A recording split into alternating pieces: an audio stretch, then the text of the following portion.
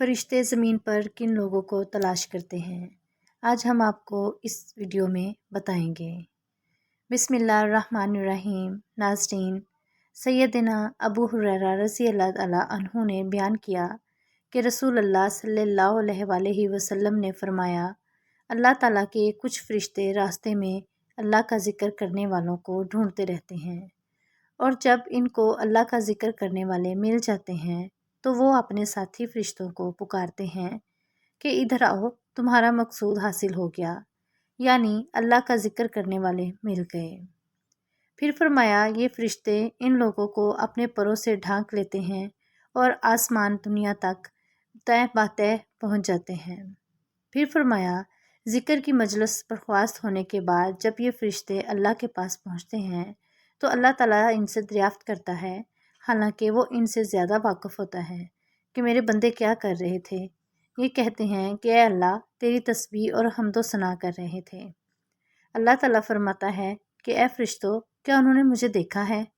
فرشتے کہتے ہیں نہیں واللہ، انہوں نے آپ کو نہیں دیکھا۔ اللہ تعالیٰ فرماتا ہے کہ اگر وہ مجھے دیکھتے تو ان کی کیا کیفیت ہوتی؟ فرشتہ کہتے ہیں کہ اگر وہ آپ کو دیکھ لیتے تو اس سے کہیں زیادہ آپ کی حمد و ثنا اور تسبیح و تقدیس بیان کرتے۔ نبی صلی اللہ علیہ وآلہ وسلم نے فرمایا، پھر اللہ تعالیٰ فرماتا ہے، اے فرشتوں، وہ مجھ سے کس چیز کا سوال کر رہے تھے؟ فرشتے کہتے ہیں کہ وہ آپ سے جنت مانگ رہے تھے۔ اللہ تعالیٰ فرماتے ہیں کہ کیا انہوں نے جنت کو دیکھا ہے جو اس کی طلب کرتے ہیں؟ فرشتے کہتے ہیں کہ نہیں دیکھا۔ اللہ تعالیٰ فرماتا ہے کہ اگر دیکھتے تو کیا ہوتا؟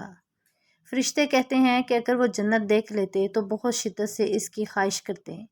پھر اللہ تعالیٰ فرشتوں سے کہتا ہے کہ وہ کسی چیز سے پناہ مانگ رہے تھے۔ فرشتے کہتے ہیں کہ دوزخ سے پناہ مانگ رہے تھے۔ اللہ تعالیٰ فرماتا ہے، کیا انہوں نے دوزخ کو دیکھا ہے؟ فرشتے کہتے ہیں نہیں۔ اللہ تعالیٰ فرماتا ہے کہ اگر اس کو دیکھتے تب اس کی کیا کیفیت ہوتی؟ فرشتے کہتے ہیں کہ اگر اس کو دیکھتے تو اس سے زیادہ بچتے اور بہت سے خوف کرتے۔ پھر اللہ تعالیٰ فرماتا ہے، اے فرشتوں، میں تمہیں گواہ بناتا ہوں کہ ان لوگوں کو میں نے معاف کر دیا۔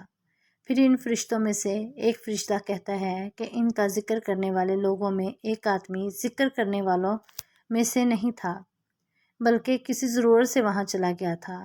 تو اللہ تعالیٰ فرماتا ہے، وہ ایسے لوگ ہیں کہ جن کا ہم نشین بھی محروم نہیں رہتا۔